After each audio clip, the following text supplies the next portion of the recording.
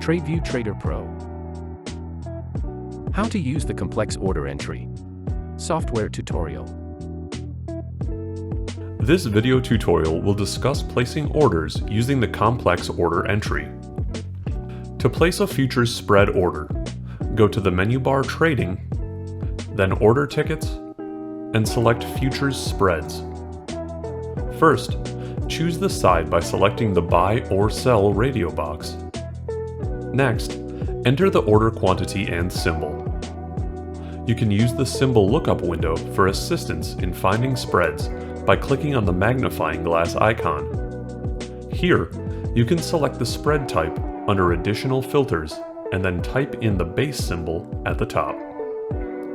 For example, select Future Time Spread and then type ZC and click Search.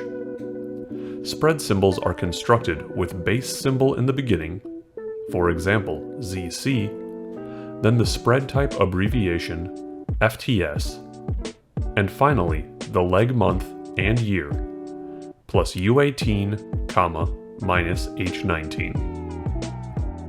Here is another example.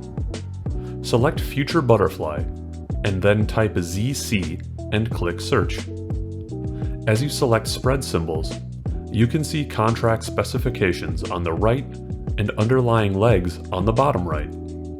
If you wanted to buy the current December corn and sell the March of next year corn, type in ZZ space, FTS space, plus Z18, comma, minus H19. If you need a current quote, click on the Add to Quotes link.